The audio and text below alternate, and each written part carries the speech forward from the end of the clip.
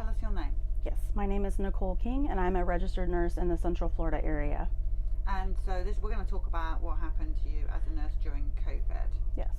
So talk us through where you were and what you did. So for starters, everything I say is of my own accord. It does not represent any other hospitals that I've worked for. These are all my comments. So in 2020, we were told probably around March, April, that a virus was coming from China, and that there was a lot of individuals that were becoming extremely ill and were passing away, and that we were to get geared up as a hospital system to be aware that this is coming, and that we need to kind of brace ourselves that people that are getting this are dying at rapid rates. And so to prepare, we had a lot of protocols and different things that were coming from China and Italy to kind of guide us what they were doing to try to help the situation with these patients that were getting sick. And then by the summer, a couple months into it, we really didn't have a lot of patients that were coming to the hospital. It became kind of eerily slow because I think the fear that was pumped out into the communities was to not come to the hospital because this is where you could have or contract this virus. And so we came to a point where a lot of nurses were pulled from non-essential areas and furloughed, and then or used in a different capacity. So by probably August or September, we started to see the waves of patients coming in with this respiratory illness. And even then, because I think the hospitals were trying to avoid overcrowding the system, that we were not admitting patients like we should have. And so I think that was kind of the first look into how we could have done things differently, because these patients still had respiratory symptoms, but they were not severe enough. So they were being sent home and told to come back when symptoms got worse or they were unable to breathe. And then within the next, so many days of patients being sent back home, they were coming back to the hospital system in such bad shape. And by that point, we had had a lot of nurses and people in healthcare leave the profession. A lot of them got let go. Some of them went to go travel to different states that were having more of a crisis. And so our staffing, which was already low, became even worse. And so these patients were coming into us, and by the time they came back to us, they were so badly, decompensated that a lot of them were not making it. And so the ones that were coming through the door were immediately, put on a ventilator, different protocols were being utilized, and we started to notice very quickly that the success rate of these patients getting better was next to zero. And so we also had quite a few protocols that involved medications like remdesivir and limiting the exposure that nurses had with their patients. Because we were so short staffed, they didn't want us to really be in with the patients as much as we could have been or usually are, to decrease exposure. And so from that point on, we continued to have patients just kind of coming in, and the vaccine was being discussed, and we were told, if we did not get vaccinated, that we were going to be let go. And so as a nurse, who's been in the field almost 2 decades and has always been told that we can question science and discuss what's going on in our communities and how we can make things better for our patients, we were immediately met with resistance. We were segregated. We were told that we could not have these conversations, and they kept discussing how we had to get vaccinated. So a lot of people were so scared because people had already lost their jobs, and the country was essentially shut down. People had to put food on the table. So a lot of individuals felt that they had to get this vaccine. And so a lot of them were being kind of coerced, if you will, because we were going to lose everything. We were going to have to walk away from our professions. And so as this continued, we had more and more people getting vaccinated. I guess in the Christmas time of that year, people were becoming sick after they got vaccinated. They were coming down with flu-like symptoms. They were out. And so we started to see this trend where it appeared people that had the vaccine were actually coming in sick. They were the ones that were also coming in with the flu-like symptoms and immune systems that really could not keep up with what was going on. So at that point, I had decided I was not going to get the vaccine. I didn't like the way it was being handled. We were getting emails. We were told that if you were unvaccinated, that we were the reason why people were dying. In the hospital setting with our empathetic and, caring communities with our profession, we were told that we could not participate in meetings. We had to be in Zoom if we weren't vaccinated. We couldn't eat in the same, break room as other people that weren't vaccinated or were vaccinated. And so we were just really treated on a day-to-day basis completely like we were lepers, and just lacked empathy all around. And I started to see that kind of infiltrate in how we cared for our patients. People that were not vaccinated did receive different care, whether it was even more lack of empathy or just in general being told that, they shouldn't be allowed to take up a bed, they shouldn't be allowed to come to the hospital and waste our resources. And when I started to see people that I've trusted my life with and professionals that are extremely intelligent just become so vile towards people that we took an oath to do no harm to, it really just kind of solidified my fact that I was not on board with what was happening. I did not agree with how we were addressing these things. And so I became the minority because a lot of nurses at that point did get vaccinated. And so we were made to feel that we were not welcomed, we were not part of the team, and they did everything, meaning the hospital systems, did everything they could to get us to want to quit or get vaccinated. So it really kind of pushed this culture that created a very hostile work environment. It was very, very toxic. And so I remember being told by December 4th of 2020, and a little bit past that if we didn't get vaccinated, when they were starting to talk about the vaccines, if we didn't get vaccinated, then we were going to be let go. And so I talked to my husband and I said, "Are you okay with this?" And he says that I trust you. And I said, because I don't feel right. It's not the right thing to do. We shouldn't be forced to do things that we don't feel comfortable with. Nobody was given informed consent. I had pages of packets that we would print out to give to patients for the vaccine that we used to give in the hospital system. We do not now. We do not COVID vaccinate in the hospital system anymore. So that should tell you something. A 15-page packet that basically said we don't know what this vaccine can do. We're not sure what it can cause. These are some of the adverse side effects. If you have them, report it to VAERS and sign here, and your second dose has to be given on the outside of the hospital. And there was nothing else. The inserts of the vaccines were blank. 110%. Pharmacy would have to draw them up. They were time sensitive. They would have to send them to us, and they could get probably 5 or 6 vaccines out of one vial. So the controlled method of this was very kind of still not really hashed out. And of course, signing something that you don't know what you're getting was really unfortunate because people were so fear-mongered that we would have other health issues going on that under normal circumstances would not allow you to vaccinate somebody. And doctors were just waiving that. Did not matter. Give them the vaccine. This is what we're doing. And as some of us, we would question it. These patients are not well. Could we not defer this? And we were told vaccinate. So it became just kind of this method of it didn't matter what else was going on.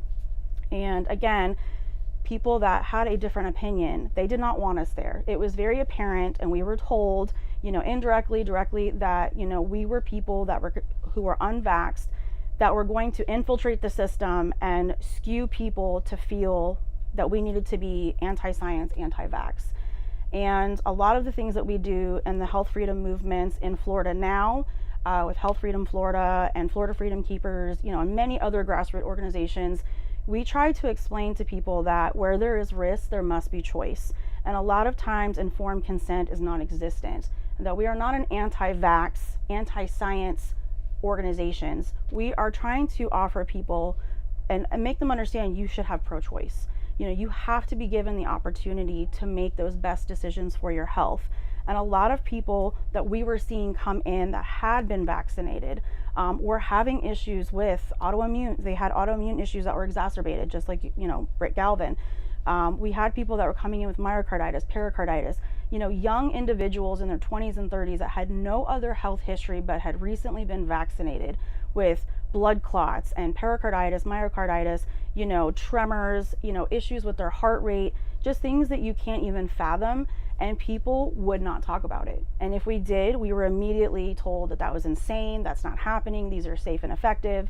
And part of why I come forward is because I am still a nurse that works in the hospital system that time and time again has been declined to work in certain facilities because I would not get vaccinated. Someone who has ample experience and has never had any bad, judgment against them was being offered jobs and then told I could not work because I would not vaccinate. And again, when your patients have more rights than your healthcare workers and first responders, people should really question that. And to assume that we are part of the problem, because people will come and say, well, if you're still working in the hospital system and you knew what was going on, you should have left. Well, if every person who cares and is empathetic leaves, you don't want those people taking care of you that are left. And I don't say that everyone is like this and to group all of us would be foolish, but there was a culture change. There were things that happened in healthcare that I had never seen before in my entire life. And I want people to understand that we cannot undo what happened. And I am deeply sorry that our profession failed many, many people. But hopefully, you know, moving forward, we can try to work together to have our communities trust us again, and that we could have done things a lot better. And hopefully we can grow from this, but there are a lot of vaccine injured patients that we are seeing. We are seeing people that have had 2, 3, 4 plus vaccines, boosters, whatever you want to call them, that are coming in with heart attacks, strokes, neurological issues. And now the link that never made sense as a cardiac nurse, I would always take patients that were coming in that had heart issues, because that's my specialty. And probably a year and a half ago, we started to see patients require oncology consults. I had no idea why. And now we're seeing that there is a derivative component, whatever you want to call it, in some of these batches of COVID-19 vaccines called SV40 that has now been linked to mutate cells and cause patients to be more apt to have their cells attack it and turn into some sort of, you know, cancer that we're now seeing exploding. And so again, it's always pushing informed consent and letting people know what are your rights. You know, what can you agree to? You know, the fact that we've passed SB 252 with the governor, it needs work, but it's a medical freedom bill. But to let people know that you can decline and that you still should be able to be a valued member of society. And so part of why I feel like I'm a little unique in this aspect is because I still work in the hospital system after many, many times of them not wanting us to be there. I think there's a misconception in Florida that we are a free state. That is debatable, and we still struggle. You know, I now this year had a job offered to me. I was the most outstanding candidate. I was the one that they wanted. It was not disclosed to me during the hiring process or anything up until I accepted it that I was required to get a flu vaccine. I've always exempted from the flu vaccine. I have never taken it. Past probably 8 years ago, I stopped taking it. I've always just declined it, and that was always offered to me. And now we have nurses across the country that are being denied work because of our flu vaccine status or lack thereof. We are told that it's okay if we don't have the COVID-19 vaccine. We are told that that's not relevant at this point. They're not worried about it. And now they're saying that it's due to the flu vaccine that we may not be able to get hired. And in the state of Florida, a month ago, when I was offered the job, for the first time ever in 18 years as a nurse, I was declined a religious exemption for a flu vaccine and was told the only thing I could do was a medical exemption. So they're finding loopholes in the bills. They're finding ways to work around the law and allowing these companies and organizations to further drive our workforce shortages.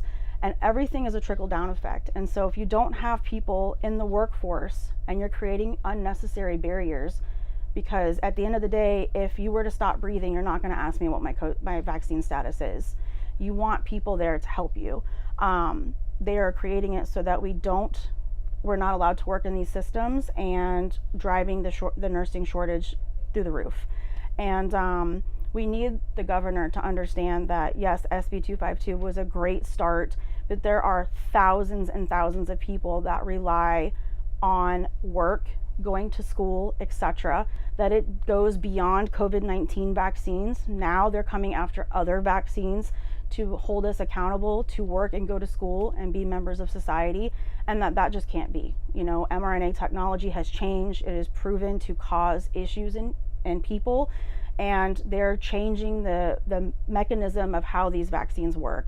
And so without informed consent, most individuals do not know that when you're being offered these other vaccines that the technology has been changed. The CDC will tell you when they change them, what they're putting in them, but you do not get that when you go to Publix or to your doctor's office. They don't explain these things to you. And that's why nurses like me have come forward, because I've seen the girls that you just interviewed, you know, I've seen what it's like to have patients be gaslit. I've seen what it's like to have healthcare workers that you should trust turn their back on you and go against their oath and, you know, talk badly about you. I've seen all of that, and to be able to not speak up is just, to me, really unfortunate. And I really, really wish more people would come forward. But what the communities don't understand is when we get hired by hospital systems and other private companies, they have you sign forms to say, it's almost like an NDA, if you will, that if we're caught on camera or talking about it, etc., that you are immediately terminated. You know, you can't even be seen with a shirt on, you can't even be seen at a governor's rally, nothing. So people really feel like we're part of the issue because we're not coming forward, but people who do have lost everything. You know, doctors, nurses, healthcare workers, they have lost everything trying to come forward and help their patients.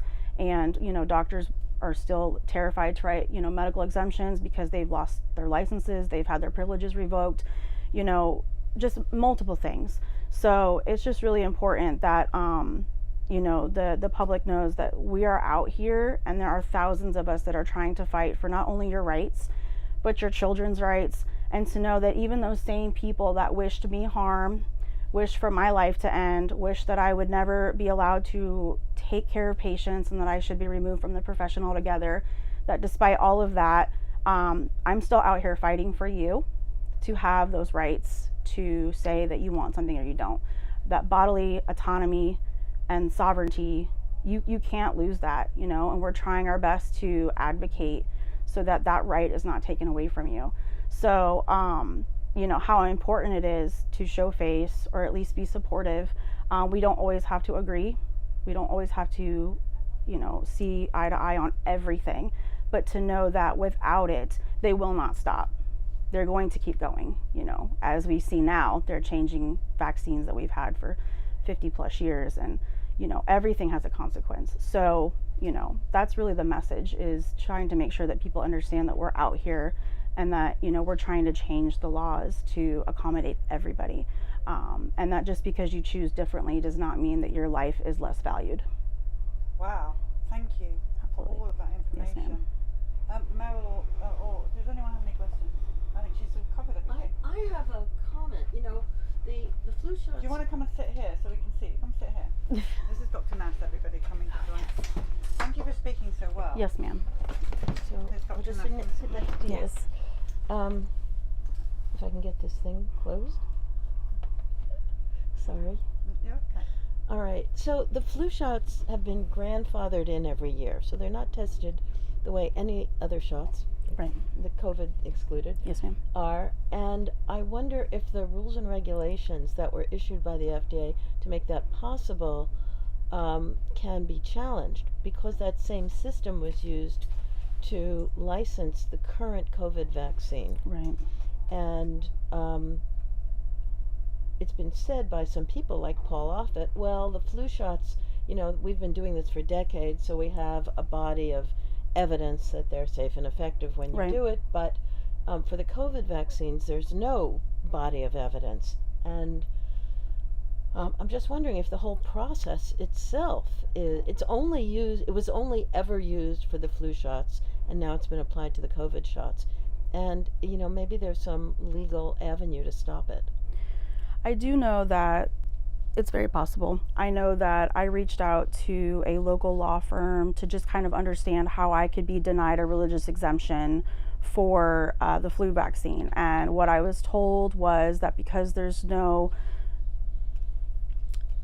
you know, fetal aborted cells in that particular vaccine, that it would be very difficult to prove, and that a lot of times that's not a case they're willing to take.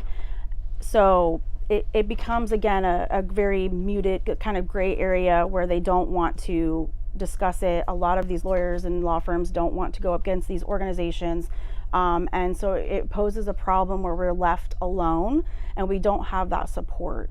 I just know that prior to 2022, I was able to exempt from the flu vaccine with no problem. Never an issue, because yes, it is true that nurses are required to be vaccinated for certain things prior to working in hospital systems, and the flu was one of them. But we were always given the option to decline. We at least had that option. So I did. I'm one of them. I have exempted for years. And so to be told that I could not get it, and then also be told that they wouldn't put it in writing, that they wouldn't offer it to me because they knew where I was going with this, that the medical exemption was all I could have. And that's when I started hearing other nurses in other states say, all of a sudden now, they don't care if we have the COVID vaccine or not, which last year we were crucified for. People lost everything if they didn't have it. And now they don't even bat an eye. But the flu vaccine, they're coming at us and saying, you will not be hireable. So what's next year? Polio? Like, we just have to set some sort of precedent to say, when is enough enough? And to make sure that we all have the options to work and go to school.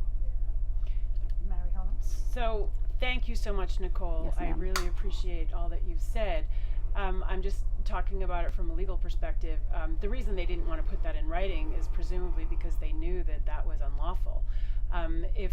If Florida has religious exemptions, which to the best of my knowledge it does, then you have to be given that opportunity. Now, whether a law firm takes that or Right. they don't want to go up against the hospital, that's a totally different issue.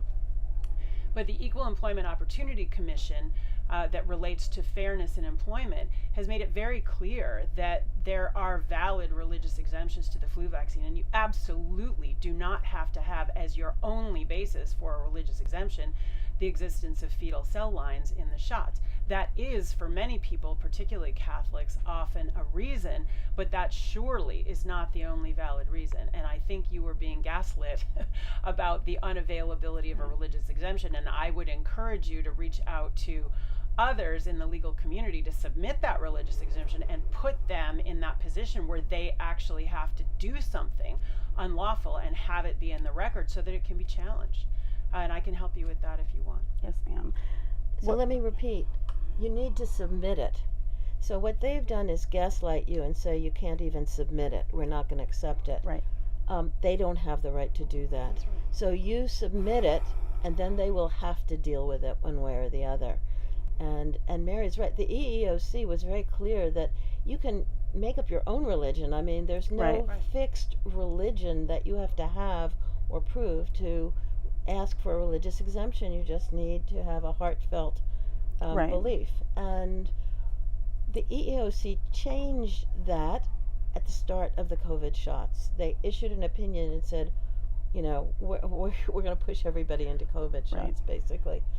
But they, as far as I know, they didn't issue that opinion for flu shots, and they have a considerable amount of case law existing where they have given nurses the right to refuse flu shots on a religious Right. basis. And just to say, our colleagues at Informed Consent Action Network are challenging in all of the states that have denied religious exemptions. They're challenging the lack of existence of religious exemptions. There's also other lawyers who are challenging that in Connecticut. We have the right to freedom of we have First Amendment rights to freedom of religion, to freedom of conscience. And I believe, as many people do, that of course that entails your right to make your own decisions. Like you, I also believe as a matter of bodily integrity and as basic freedom of bodily sovereignty, you do not have to have a religious exemption. You can have any reason Right. you want not Exactly. to take an injection Right. that can kill you. But the pushback is absolutely there, and I would encourage you and others to submit religious exemptions and to make this a point, rather than simply let them sort of say, oh, we're not going to write it Right. down, but you can't have a religious exemption. That's nonsense. So the other thing I'd like people to know too, and it may be for other professions as well, but if we do not fill out an exemption and the company allows, which I don't think you should be required to fill out an exemption anyways. If you don't want something, that's it, period, amen. But for the ones that offer the exemptions, they will increase your premiums on your insurance. They can also, kind of during COVID, we had things withheld from us if we did not get the vaccine because we were considered more high risk and more of a cost issue to them. So a lot of things happened also outside of that. The unique situation about what I was faced with, not only was I not offered the religious exemption and I tried very, very hard to get everything so I could prove it, the interesting part is it only applied to new employees. You were only allowed a medical exemption for a new employee. However, if you've been employed, you were offered a religious, a medical, or a right to refuse, knowing that the right to refuse would increase your premiums for insurance and that the other two were also required every year. So again, it's just all of these things that I don't think people understand is going on and creating a lot of problems. And so people are being coerced into making these decisions. And unfortunately, adding to the thing where they say that we're a minority. They say, well, it's not enough of you that are declining for it really to make a difference. But that's false. In healthcare, we can't even have one call-in for us to be short. So again, it's just so important that the public knows what is going on and that this is not acceptable. And it is a trickle-down effect in our communities. Anything that happens in law or anything that happens in our communities will eventually come to us in the hospital setting. We see these patients that, can't afford to put food on the table, can't afford their medications, have lost their jobs. So now there's domestic violence in the home. Like, we see these people. So I think people are always saying to themselves, well, this doesn't really apply to me, or this doesn't really affect me because I'm not somebody that works in the hospital. But when it's you and your family that gets brought to us and you don't have that person there to care for you, it will affect you, So again, it's just trying to let people understand that this is much, much bigger. It's still happening, and yes, in the great state of Florida. And let me say that the mandates start first with the healthcare workers and then expand to the rest of the population. Yes, ma'am. So, and nobody is willing to fight for that, in the sense that some of us who have declined it have asked, what form can you give to me that says that you are liable if something was to happen to me? Again, it was rhetorical, and a lot of times they just look at you like you're crazy, but it truly is. No one is liable. We are not, protected in that aspect. So, I just want to say that particularly in New York, we've been fighting the healthcare mandates, and New York, the healthcare mandate was found to be unconstitutional in New York and violated law, and that decision that the mandate was null and void because the COVID shots didn't stop transmission or infection, that still stands, even though the appeals court dismissed the case because they said it was moot. But we totally understand that these mandates are affecting the frontline people, healthcare workers, firefighters, teachers, and we have been working for the last 4 years on behalf of those groups because they're so important to the whole society, as you point out. We appreciate it. We just want to make sure people know too that it's not just stopping at COVID. Absolutely. Every turnaround, year, it's becoming another type of vaccine, and so we just want to make sure that everyone has the same rights so that we can all be protected. So thank you for your hard work. Well, thank you. That was wonderful Yes, ma'am. information coming from all of you there. Thank you very much.